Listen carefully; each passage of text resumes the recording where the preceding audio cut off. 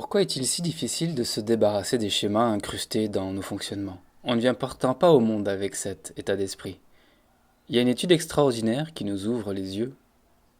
Elle démontre que beaucoup de nos schémas de pensée sont transmis à nos proches, à ceux avec qui nous vivons, donc à nos enfants, alors que nous ne sommes même pas conscients de cette transmission. Cette étude montre qu'à 6 mois, un enfant est déjà en mesure d'observer une petite scène, avec une colline au pied de laquelle arrive un bonhomme jaune, comme dans un dessin animé, qui veut escalader cette colline. Il glisse et recule plusieurs fois et n'arrive qu'à grand-peine au sommet. Le bébé de 6 mois assiste à la scène et n'en perd pas une miette. Fin de la première séquence. Deuxième séquence, de nouveau la colline, de nouveau le bonhomme jaune qui cherche à escalader la pente, et là apparaît un bonhomme vert qui l'aide en se plaçant derrière lui pour le pousser jusqu'en haut. Fin de la deuxième séquence. Le bébé ne s'impatiente pas et observe la troisième séquence. À nouveau le bonhomme jaune qui tente à nouveau de grimper la colline, mais cette fois-ci apparaît en haut un bonhomme bleu qui le repousse vers le bas. Le bébé observe cela également. Juste après, on place chacun des bébés qui ont regardé ces représentations à une table, où on leur présente le bonhomme vert et le bonhomme bleu qu'ils viennent de voir en action, et on observe lequel des deux le bébé va prendre. Vous vous en doutez, les bébés de cet âge ne prennent pas ce qui ne leur plaît pas.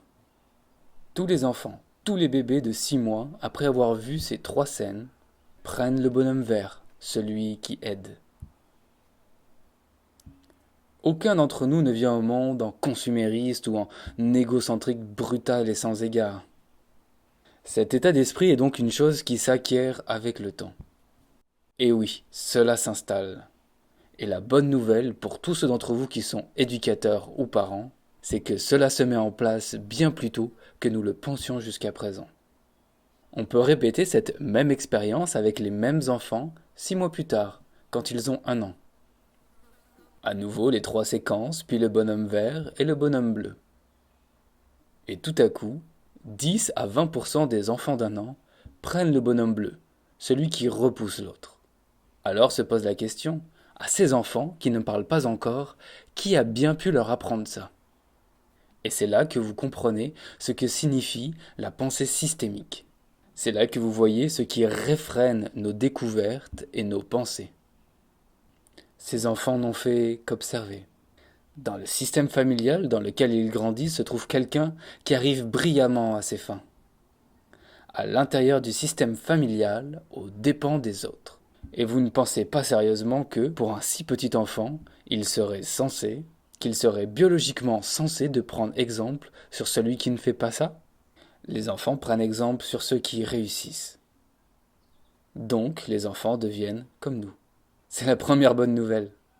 Deuxième bonne nouvelle, les enfants naissent avec une ouverture d'esprit incroyable, avec un cerveau qui met à disposition d'innombrables connexions, parce que justement, il n'y a aucun programme génétique qui puisse savoir à l'avance comment un cerveau humain sera utilisé.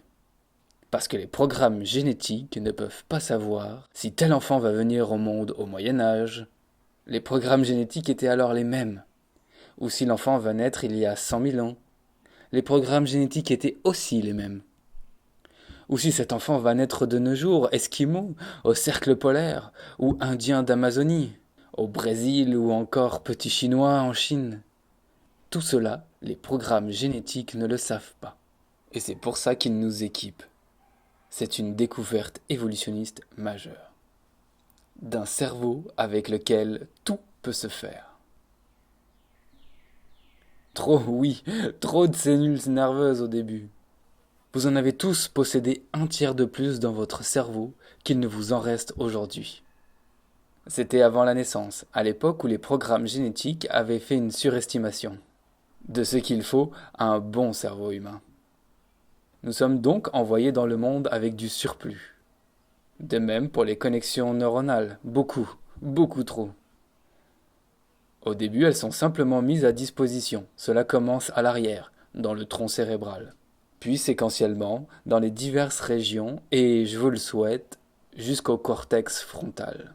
Où là, ça ne s'arrête plus. Là, elles sont toujours disponibles, et l'on serait capable, sa vie durant, de penser et de sentir différemment si seulement on avait une raison assez forte. Et nous voilà arrivés à notre point. Tous les enfants font, au début de leur vie et même avant la naissance, 2 expériences majeures. Vous les avez tous faites aussi, et qui sont totalement banales tant qu'un enfant grandit dans le ventre d'une mère. Il éprouve la croissance d'une part, et d'autre part, le lien. Ce sont 2 expériences de base faites par chaque être humain. À partir de ces 2 expériences majeures, donc, de l'expérience fondamentale de la croissance, quelque chose s'ancre dans le cerveau. Pour ainsi dire, l'expérience s'ancre dans le cerveau. Là où se trouve aussi ce qu'on appelle le système de la curiosité, qui utilise certains transmetteurs, tels la dopamine, et ce système, qui se forme lui-même en fonction des expériences intra-utérines, ce système fait que lorsqu'un enfant vient au monde, il y arrive avec l'espoir qu'il y aura dehors quelque chose à découvrir et quelque chose à faire. Il veut grandir, il veut montrer qu'il sait faire des choses. Trouver des choses à faire qui le feront grandir. Il veut devenir autonome et libre aussi. Voilà. Quant à l'autre grande expérience prénatale, celle du lien, elle aussi se vit puis s'ancre profondément dans le cerveau. Pour ça, il y a un système nommé système de l'attachement, qui travaille avec d'autres transmetteurs comme l'ocytocine, la prolactine. Et ce système se forme, lui aussi, en fonction des expériences prénatales. Et chaque enfant vient alors au monde avec l'espoir que, dehors, il sera d'une manière ou d'une autre bienvenu. Qu'il trouvera quelqu'un qui le prendra dans ses bras, qui lui offrira proximité et sécurité. Alors ces enfants vont dans le vaste monde et font des expériences. Les expériences les plus importantes sont toujours celles qui ont lieu quand il est possible de combiner ces 2 expériences primitives. On se souvient que ça marchait à l'époque. Pendant au moins 9 mois, on a pu vivre en même temps le lien et la croissance. Alors on se retrouve dehors, et ce qu'on est ne convient pas tout à fait à la maman, ou au papa, ou à quelqu'un d'autre. On n'est pas accueilli tel que l'on est. Des adultes se mettent à vous éduquer de partout, parce qu'ils voudraient qu'on soit comme eux, ou comme ce qu'ils auraient aimé être, ou devenir. Mais on peut aussi être, en quelque sorte, écrasé, par ce que j'aime appeler l'amour grappin, qui nous empêche de vivre notre besoin de croissance. Et on se noie en quelque sorte dans le pot de miel de l'attachement. Situation aussi catastrophique l'une que l'autre. Dans les 2 cas, on le sait à présent dans le cerveau, ce sont les mêmes réseaux neuronaux qui sont activés quand on vit cela. Les mêmes circuits neuronaux s'activent quand on nous inflige des souffrances corporelles. Autrement dit, notre cerveau réagit de la même manière lorsque nous sommes exclus d'une communauté que lorsqu'il repère un dérangement dans notre relation avec notre corps. Quand ça ne va pas dans le corps, ça fait mal. Quand ça ne va pas dans notre relation avec l'autre, ça fait mal aussi. Le même système dans les 2 cas, ça fait mal et il nous faut une solution. Et voilà, nous tout petits déjà contraints de trouver une solution bizarre. Et si les adultes ne leur montrent pas à quoi pourraient ressembler ces solutions, et nous pourrons discuter un peu plus tard de ce à quoi elles devraient ressembler. Si nous ne leur montrons pas, probablement parce que nous l'ignorons nous-mêmes, à quoi pourrait ressembler une solution pour être à la fois lié et libre, eh bien alors ils souffrent. Et comme il est insoutenable de souffrir tout le temps, nous avons besoin dès notre plus jeune âge, et plus tard en tant qu'adultes, à chaque fois que nous ne pouvons pas recevoir ce dont nous avons besoin, de trouver quelque chose qui nous permette de le supporter. Quand on ne reçoit pas ce dont on a besoin, on prend ce qu'on arrive à prendre. Et à chaque fois qu'on y arrive, on est un peu contenté. Et cela active dans le cerveau ce que les neuroscientifiques appellent le centre de gratification. À chaque fois qu'on s'enthousiasme pour quelque chose, et ce sur quoi on s'enthousiasme importe peu au cerveau, il y a ce qu'on appelle des transmetteurs neuroplastiques qui se déversent. Et ces transmetteurs neuroplastiques sont comme de l'engrais pour le cerveau.